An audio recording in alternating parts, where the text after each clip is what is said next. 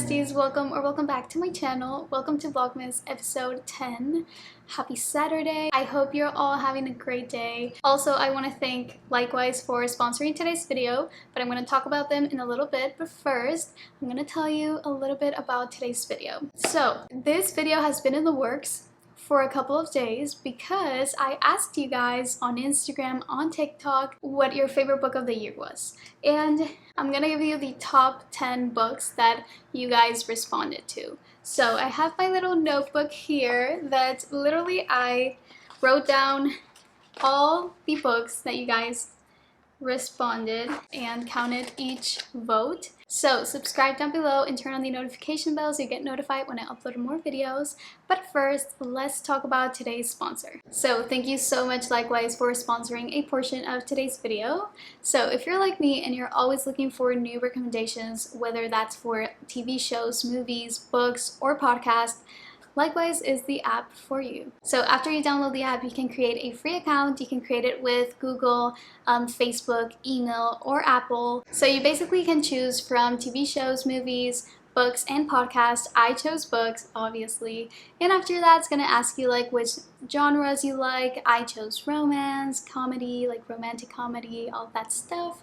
And after that, you can choose 10 different books just so Likewise kind of like starts to learn what you like. You know what I mean? So after you create your account, then Likewise can start recommending you books. So as you can see here, the Today tab is basically a tab where you can swipe through book recommendations and you can save the book and you can put like a check mark to read it. It's so cool, and you can go to like the saved tab here and it's all the books that you saved. You can create new lists. There's a community tab, which is so cool. You can start following people.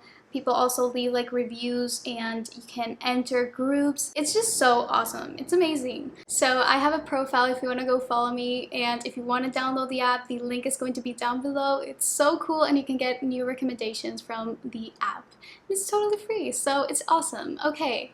Now let's get back to the video. So without further ado, let's go ahead and get started. I'm gonna start with number 10 and go all the way to number 1. Okay, so at number 10 we have, first I want to say that I am so proud of all of you because literally like 5 books in this list, I think almost 6, are by Colleen Hoover.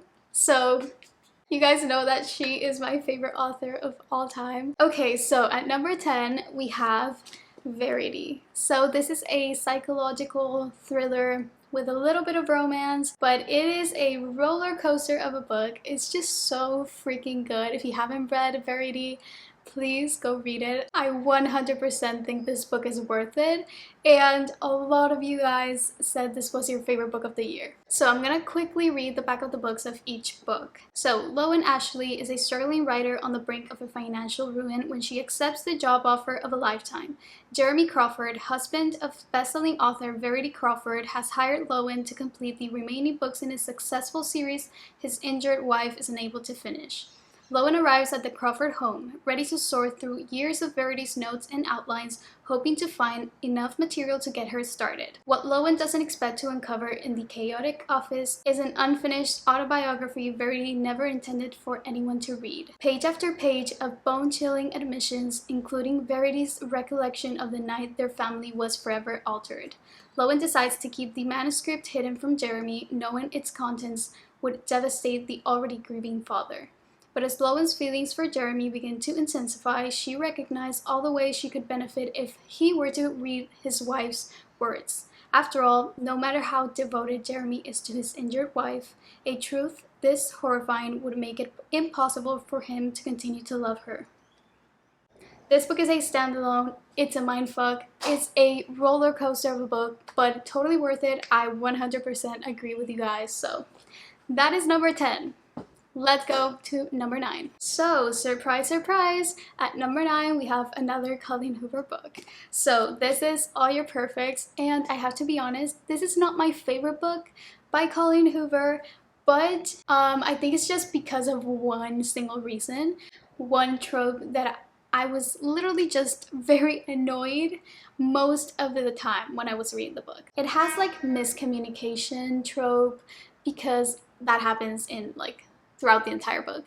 I think that's the only reason why I didn't really love the book, but the ending is so cute. It does have a happy ending. It's also a heart-wrenching story, so I didn't cry, but a lot of people do cry. But you guys voted for this one, and it had a lot of votes, so all your perfects. Let's read the back of the book. It has the then and now perspective, just so you know. So for the then perspective says, the last thing Quinn expected was to meet the love of her life just outside her fiancé's front door. A year after leaving behind their cheating partners, Quinn and Graham are in a perfect relationship that seems designed by fate. The now perspective. 7 years later, their perfect love is threatened by their imperfect marriage.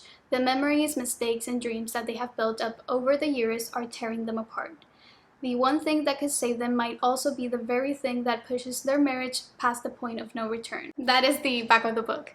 It is a very heart-wrenching story. It's about marriage and a married couple, and it has also a lot to do with kids and like conceiving, so that's kind of like the whole vibe of this book. A lot of you guys voted for this book, so number 9. Let's go to number 8. Okay, so this next book does not surprise me at all that it's one of your favorite books, okay? This is Love and Other Words by Christina Lauren.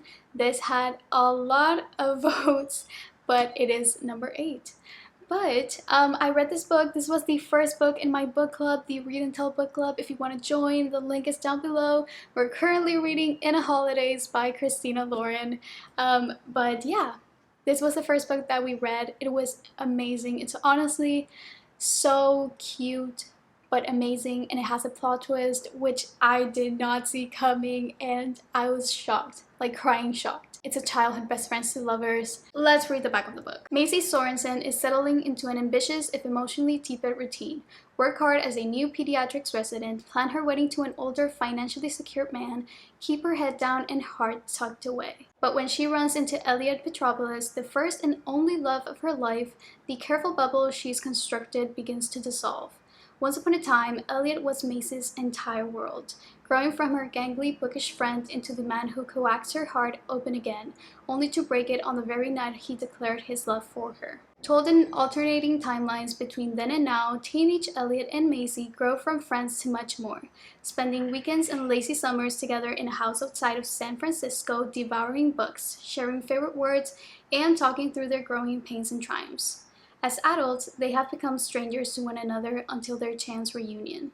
Although their memories are obscured by the agony of what happened that night so many years ago, Elliot will come to understand the truth behind Macy's decade-long silence and will have to overcome the past and himself to revive her faith in the possibility of an all-consuming love. Okay, yeah, this book is amazing. For me, it was amazing. 5 stars. A lot of you guys voted for this book, and I cannot agree more. That is number 8. Let's go to number 7. Okay, so surprisingly, a lot of you guys voted for the Off-Campus series, which I have mixed opinions on the series. So let me show you all the books. I'm gonna show you them in order. So this is the first book. This is The Deal. Then comes The Mistake. Then The Score. Then The Goal, and lastly a novella of the 4 couples, The Legacy. For me, the Off-Campus series wasn't like that great. The first 3 books, well, no, my favorite books are The Deal and The Score. I haven't read The Goal or The Legacy, but I know that a lot of people like don't actually love those 2 last books, but a lot of you guys voted for The Deal and The Score and The Goal. Those were all the 3 books that you guys voted for. I kind of put them all together as the Off-Campus series, but this is a college sports romance series. It's very lighthearted, funny. It does have a lot of romance, spies, and overall it's just really, I feel like it's really lighthearted. I get so many DMs from you guys asking me if the Off-Campus series is good, and yes, but I feel that there are other series that are better. But that was number 7, you guys. You guys voted for the Off-Campus series, so let's go to number 6. So number 6 was a book that was really high on the list. November 9, again, Colleen Hoover. November 9 is a standalone. What are the tropes in this?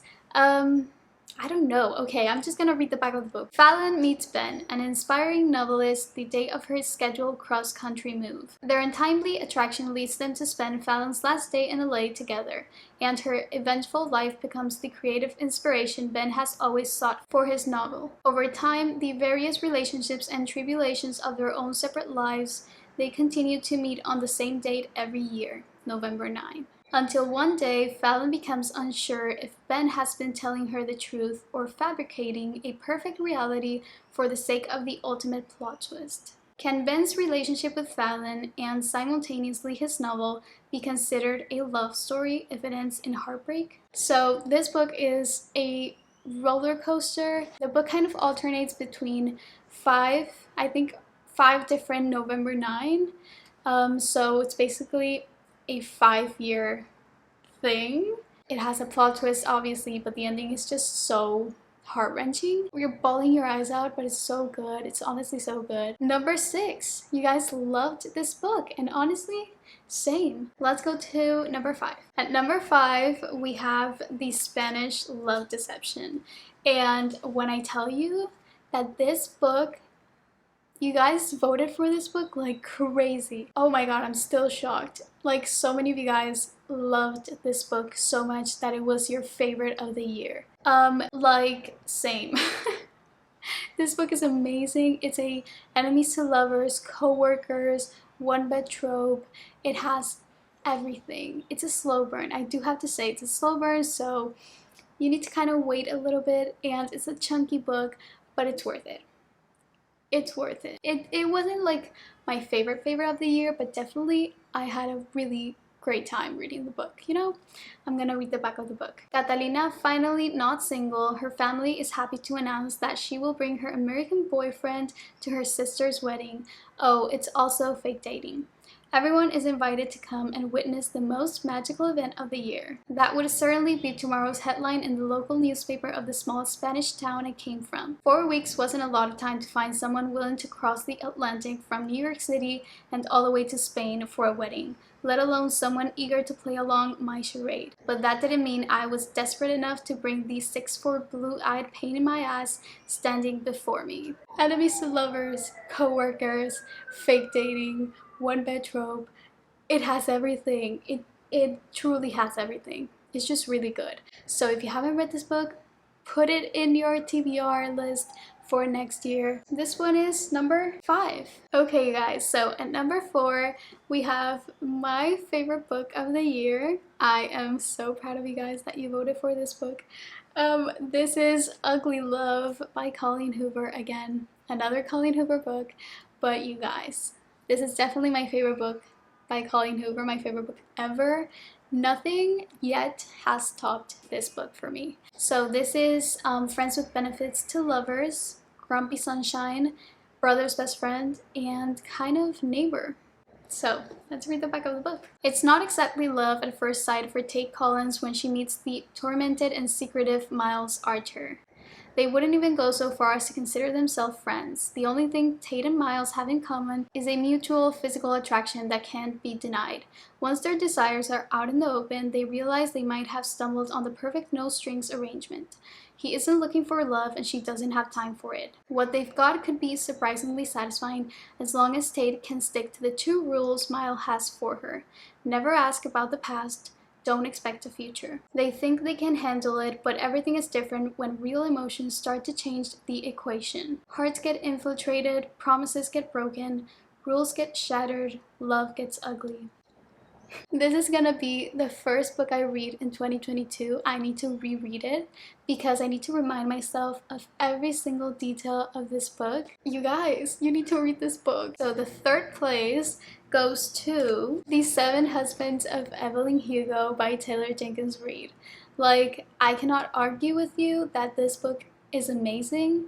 When I read this book, I was kind of like, oh, okay, it's good. I'm liking it so far. But it just has such important messages. You have kind of a plot twist at the ending. You go through the life of Evelyn Hugo. I'm gonna read the synopsis. I forgot this was a hardcover. Aging and reclusive Hollywood movie icon Evelyn Hugo is finally ready to tell the truth about her glamorous and scandalous life. But when she chooses unknown magazine reporter Monique Grant for the job, no one is more astounded than Monique herself. Why her? Why now? Monique is not exactly on the top of the world. Her husband has left her and her professional life is going nowhere. Regardless of why Evelyn has selected her to write her biography, Monique is determined to use this opportunity to jumpstart her career.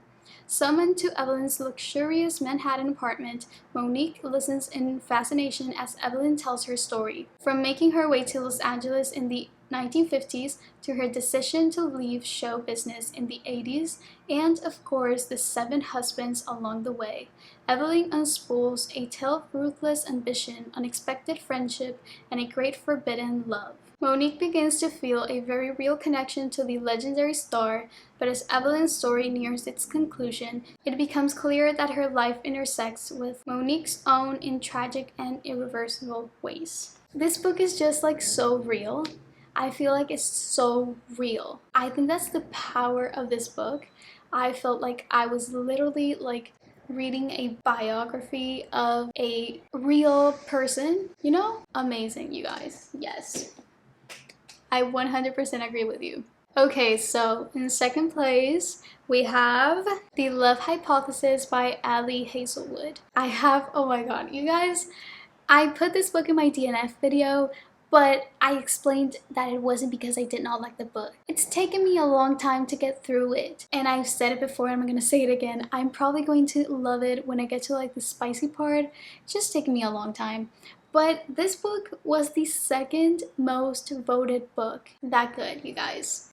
But let's read the back of the book. As a third-year PhD candidate, Olive Smith doesn't believe in lasting romantic relationships, but her best friend does, and that's what got her into this situation.